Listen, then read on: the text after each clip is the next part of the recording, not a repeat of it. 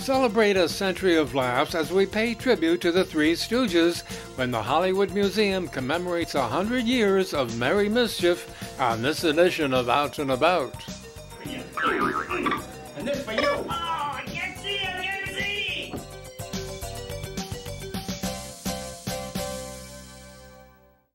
Don't fly, ain't you cold? What's up with you? I'm sorry, It's a Mo. fancy crowd. Look at this.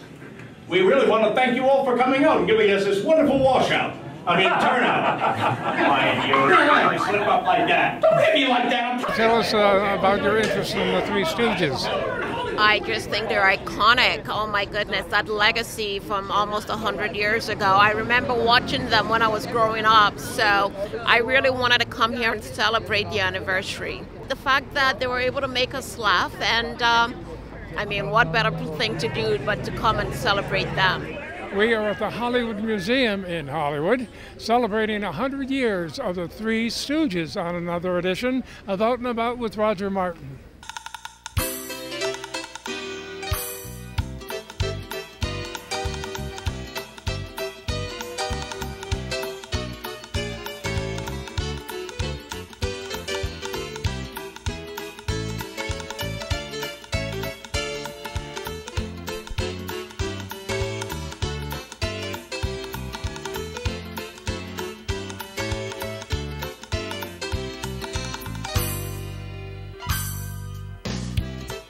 A century of zany antics takes center stage when the world-famous Hollywood Museum celebrates the enduring comedy brilliance of the Three Stooges.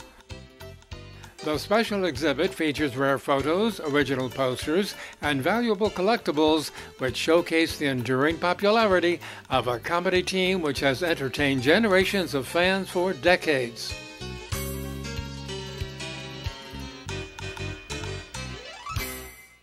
You know, it's so exciting tonight here in the Hollywood Museum in the historic Max Factor building to be able to celebrate the Three Stooges and their 100th anniversary. Can you imagine 100 years of the Three Stooges? That was actually before I was born. It's before all of us were born. And you know, it's so exciting because not only has the Three Stooges entertained several generations, but fans from all around the world love the Three Stooges because their humor translates to every language possible. To assemble this definitive collection of comedic genius, the Hollywood Museum has tapped into a treasure trove of Stooges memorabilia. The numerous photographs, posters, and lobby cards featuring their legacy were assembled by many of the adoring fans who have kept the Three Stooges in the comedy spotlight for ages. I love all the photographs that you have inside. Yes, we're just thrilled. It's really been a great group effort. There are collectors from all over that came to help put this exhibit together. It's the first ever exhibit like this for the Three Stooges. At the opening night gala, scores of Stooges fans paid tribute to the comedy genius that was such an important part of their childhood. Few people know the full history of this famous trio, which started in 1922 when entertainer Ted Healy debuted his vaudeville act, Ted Healy and his Stooges. Mo Howard and his brother Shemp joined the group, and a few changes later, Larry Fine filled out the trio.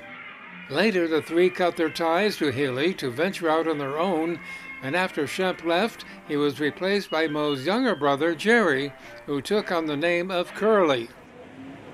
At the star-studded opening, fans reminisce on their fond memories of the Stooges and the impact they had on their careers. I love the Three Stooges. It was one of the first family affairs with the twins and a cousin, and that was the triumvirate, the trio. And then later on, Curly came to join. But I love them. They are so funny, and it's such an inspiring kind of humor because it's fun, and they're not putting anybody down or doing anything. A lot of physical comedy, and that's what I think we need these days in our world and in our lives. I've not seen the exhibit. I'm really excited though because for my acting classes we would learn comedy through the Three Stooges, so when I was younger I saw a lot of their stuff and I love everything about them, so I'm excited to see what they have in there. I'm still watching them all the time here in LA. I know I need to like rewatch a whole bunch of their older stuff. No matter how much you watch them, they never get old. So. No, that's true. They're timeless, aren't they? They're also timeless as far as generations and different types of drama or comedy people. So they've got quite a history. Yeah, they really are. It's an important part of history, especially in like comedy as a field. Jerome, you're here to see some very famous people of the past. Oh my gosh, yes I am. I'm so excited. Yes, the Three Stooges. I mean, come on. So many of us have remembered them from our younger days. I couldn't wait to turn the television on to see those three. Yeah. I know you'll be appreciative of what you see when you get inside to see all the shots and the speeches and all of that. Yes, I'm so looking forward to seeing these classic, iconic photos. I know they have some great, and the clothing, you know, I just can't wait to see it. Well, I'm here because I love Danelle. She's been very good to me, and I love the museum. And I'm also here because the Three Stooges was such an important part of my childhood that I could not be here. I had to be here for that. I was a little tyke, but I used to watch them. Every time it was on TV, I was glued. And they always made me laugh, and they still do. What are you doing here today, anyway? What are you doing here anyway? Just celebrating the Three Stooges. I grew up with them. You know, when TV first came on in the 1950s, 5 o'clock, the Stooges came on. And me and my little posse, we'd either be at our house or their house and turn the Stooges on. It was like a ritual back then, and I still watch them. Well, yeah, they're still on TV here. Right, yeah, no, you know, they're eternal, and, you know, I guess it was in the 50s when they really were filming them, right? But we caught them in the 60s, and it was every kid, you know, they were so silly. Well, they were in the great. movies at first. They did shorts for Columbia. Shorts, right. So for about 20 years, they did shorts. When TV came along, they decided to try to see if it would work on TV. And well, it did, didn't it? TV worked better than the movies because it was on every day. So. I hope you enjoy the exhibit here today. Yeah, I'm looking forward to it. You know, it's part of my youth, definitely. Well, the Three Stooges are very close to me because I used to be a professional ice skater. And when I was a little girl around 10 years old, I did a commercial with one of them and his grandson. And they were kind of doing a spoof on where ice belongs, and they were kind of making fun of me skating on the ice. And they go, "This is where ice belongs, not in your car." So it was fun. It was great to work with them, and as a kid, I mean, who didn't love the Three Stooges? I am one of those people. I love the Three Stooges. I know there's like women often say, "Oh, the Three Stooges." I adore them. I watched the cartoon shows as a kid, and then I got into the actual movies and the shorts and their whole careers. And now, I mean, I sometimes actually watch them every day. There's a channel that runs several of their movies at night. I will watch the Three Stooges for hours. I think they're brilliant. It's brilliant orchestrated chaos. It's genius. They're a different type of humor that not everybody, you know, maybe your friend who's a little snobbish. Right? Well, you got it. Once you have to watch it for a while, because first you just, oh, this is silly. You got to get past the eye poking, and you watch it for a while, and you realize there's a whole thing going on. There's actually a whole statement going on about money and class, because you notice they're always dealing with the very wealthy people. They're being hired by someone wealthy to work for them. There's a whole thing going on about classes and money and who's got what and who's got, and just the chaos and the anarchy, but yet it is controlled. There is actually a plot. I know it's amazing, but no, I say, trust me, stay tuned, watch past the eye poking, and keep watching until it kicks in and you'll get it. And yes, Curly's my favorite because he's the nice one. Fine, I admit that. Yeah. I think seeing classic characters like the Three Stooges reminds us why we came to LA in the first place. It reminds us why we're artists and why we love to perform, and seeing the actors come here tonight in full character with the props, it's so inspiring. It's so fun to watch. And they're hysterical. I like it because you don't have to think. Yeah, you know, because there's so many things you have to deal with every single day in one's life. I mean, just getting up, in California and LA, trying to get someplace on the freeways. So, yeah, just let me laugh, you know, let them fall on the banana peel. I really enjoyed it. In many ways, there's a lot of Hollywood movies and shows like the Three Stooges inspired me to come here and want to be a part of it. So I don't know if I would identify specifically Three Stooges or anything by itself, but all of it, everything the Hollywood showed me when I was younger, inspired me to come here and want to be part of it. So, yeah. You can't be here without it being in your blood, huh? Yes. That's right. I come from China. In China, we have never seen Three Stooges. But I have my godfather. He's also Chinese, but he immigrated a long time ago. So when I visit him in Washington, D.C., the first thing is every night he's watching Three Stooges. So that is leave me a beautiful memory, and he's passing away already, but it leave me a great memory to remember him. That's his favorite show.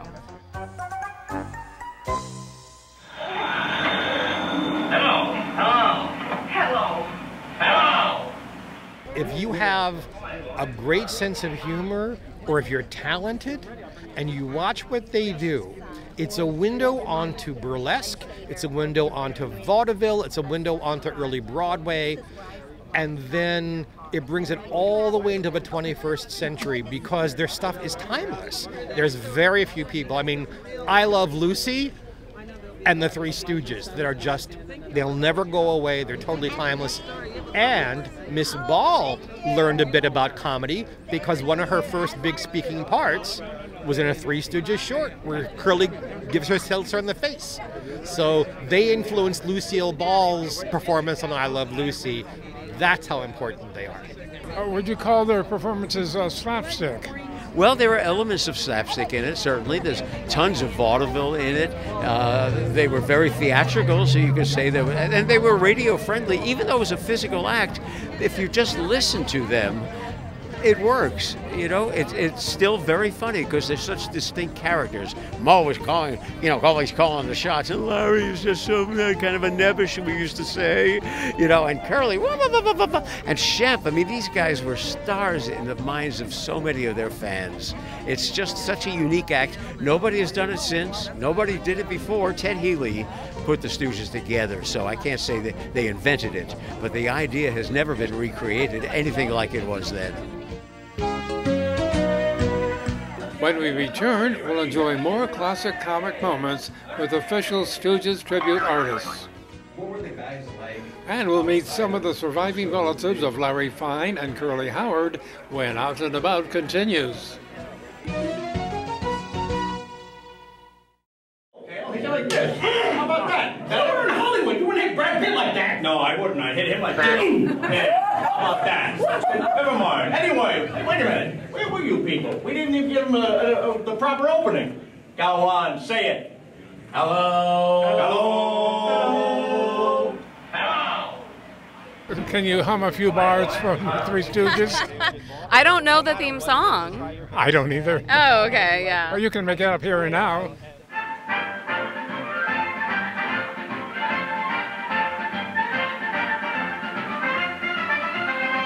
You were here today to celebrate comedy, I believe.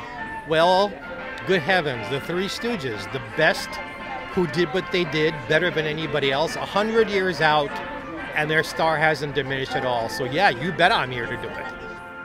Continuing Out and About's tribute to the Three Stooges, we find ourselves at the Hollywood Museum celebrating a century of the beloved comedy trio's merry mayhem.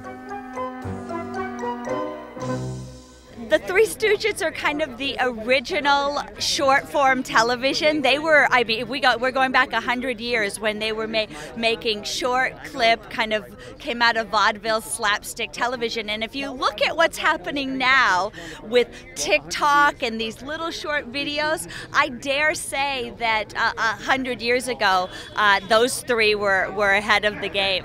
Everything we're seeing now is inspired by comedy that we've seen in the past. And they were also, they really started in the 1920s. 1920s, yeah, which is why we're celebrating 100 years. It's hard to believe, right? You don't remember that necessarily. I do not I must admit, I do not. Now listen, we just wanted to say hello, and I wanted to thank each and every one of you personally for coming out. Oh, good idea. Thank you. Thank you. Included among the many special guests are relatives of some of the original Three Stooges, like Curly Howard and Larry Fine. Tonight, we have 12 representatives, relatives of the families of the Three Stooges, here to help us open the museum. What's it like to be a relative of a very famous person? It's awesome. You know, when you're a kid, you don't really realize it, but then as you grow older, you realize you kind of have to keep the legacy alive. You know, we're the closest thing to the fans living and breathing, so we take it pretty seriously. You know, we want to be that bridge, because Larry would have liked it that way, I think. You know, she'll say that too, but he would have liked us to keep the laughter alive, you know, and his legacy going. Do you think you inherited the sense of humor? I have a good sense of humor, but Yes, she did. I would hang out with him my whole life. When he died when I was 20, and we did all kinds of things together, sporting events, everything. Whereabouts would that be, in California? Yeah, they used to live here on the Hollywood Knickerbocker Hotel. Oh, yeah. Yes. And I imagine that once you go inside, you're going to see a lot of your relatives. Yeah, that's going to be neat. I know I donated some stuff, Chrissy donated some stuff, but I know there's some things in there that are going to surprise us from collectors from around the world, and some things that Donnell actually found that I can't wait to see this thing. I haven't seen it yet. Hey, sweetly. But I don't play curly. You know, I leave that up to my pals because those are big shoes to fill. I hear his voice and your voice. You know that? Well, that's it. It's the register. I got the upper register. It's not a cash register by any means, but you know what? It gets me through the day. The fans love it. We have the best fans in the world, the Three Stooges fans. That's why they're going to come here in droves to see this exhibit, because kids, adults, seniors, the Three Stooges have gotten them through the toughest times. That's why we're here, to bring back a little bit of nostalgia, a little bit of Hollywood, and a little bit of goodness is what we need right now. Apparently these guys are somewhat like the Three Stooges, right? Certainly. Somewhat like. Yeah, we're certainly We like somewhat them. love the Three Yeah, Stooges. You're annoying. Oh, That's what you hey. get. Well, that's what you get. What we need to do now is let these folks go and explore this wonderful museum. Oh, What do you say? Yeah, let them see the exhibit. Yeah, that's what I think. Certainly. What do you say, folks? You ready? Yeah. Let's get a hip hip hooray. Ready? Hip hip hooray. Hip hip hooray. Hip hip hooray. Success! No! Gee, Mo, I'm sorry you paid for that. Inside the exhibit, fans will be overjoyed at the many bits of memorabilia and Stooges collectibles. One of Mo Howard's personal items is a suitcase which followed him around on his act, as well as original scripts of some of the more than 200 shorts that the Stooges completed. And comics and fan books were common items for collectors.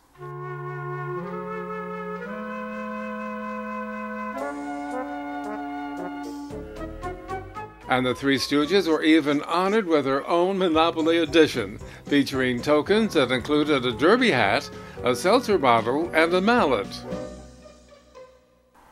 And this film projector gave fans a chance to enjoy their exploits anytime they couldn't get enough of the Three Stooges shorts that were a staple of syndicated TV.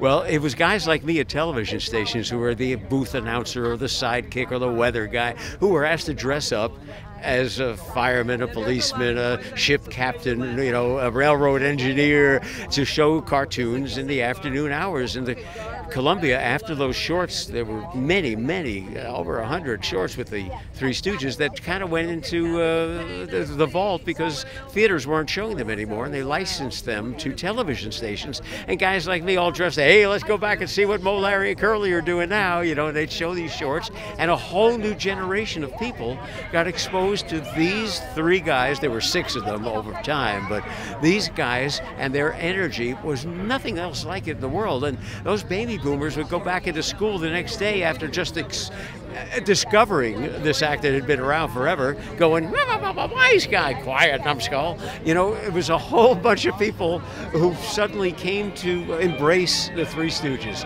And in their comedy and humor, I think it's multi-generation. I would love to see some of the folks now, Gen X, Gen Y, be exposed to that, because I think it's timeless.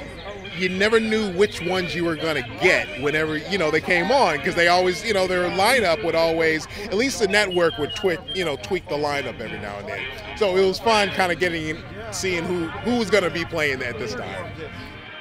Though Mo, Larry, and Curly were the most famous of the Three Stooges, the museum pays tribute to the other Stooges, and the collection includes them as well. Mo's brother Shemp is the most famous third Stooge and was part of the original act. Also included is Joe Besser as Joe, who appeared in 16 shorts, as well as Curly Joe, played by Joe DeRita. And this always begs the famous question, who is your favorite Stooge? I'd probably say Curly. I think I like him a little bit more, but again, it's like really close with all of them. I'm with you on that one, actually. They all are just so iconic in their own way with how they act, but so it's sometimes really hard to choose which one is like the best one. I guess, I don't know, Curly. I've heard that before from other people. Oh, okay, good. So I'm not alone. I'm going to give you probably an uncommon answer. I think it's Larry. Larry was the heart of the three of them. Larry was the one who kind of took it on the chin for everybody else just because he was standing there. And his timing, Larry Fine's timing was so perfect. Curly was brilliant, a genius. He couldn't do it anymore. Shemp came in, brilliant, a genius. He couldn't do it anymore. Two more men came in, and they were wonderful. You can't replace Larry. That's why he's my favorite. Could it be Larry? Let's see. Or could it be Curly? I really don't know. You don't want to hurt anybody's feelings. No. I'm trying to think. But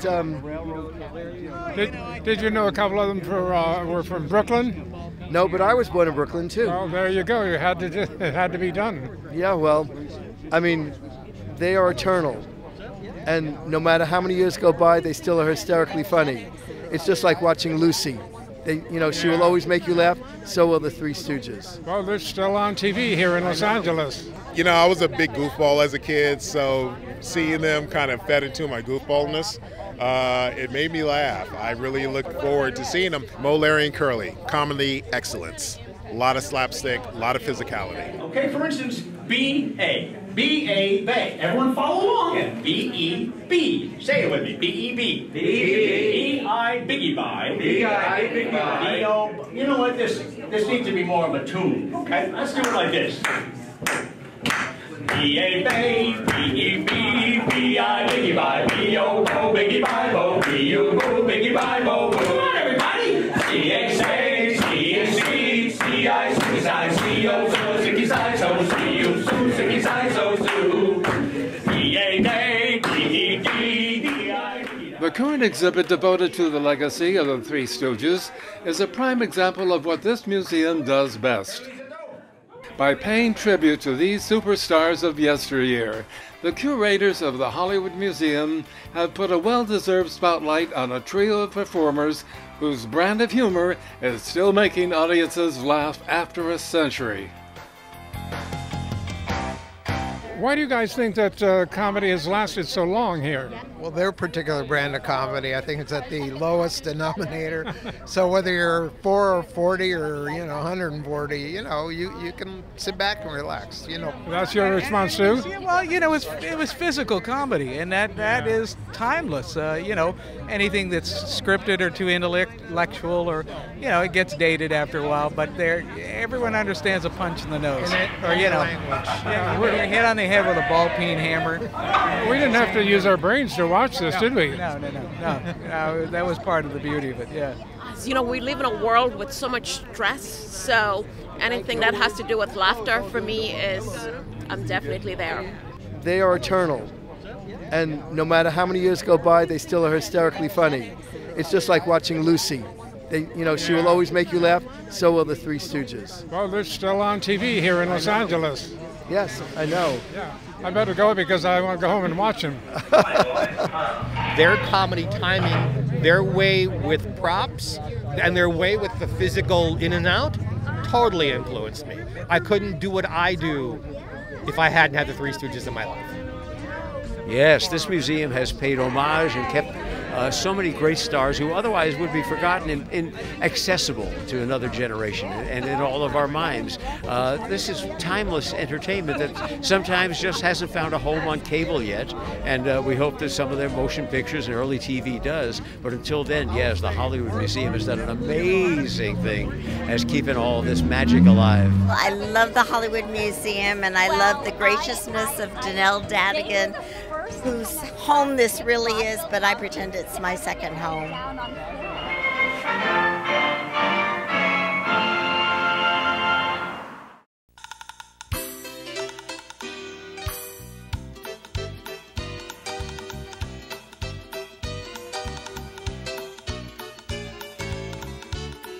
Yeah, you know what? You're a very nice man. Here's what that old lady should have given you. And this for you. Oh, I can't see! I can't see! What's the matter? My eyes are closed. It's just thrilling right now. I can tell you that it's beyond words.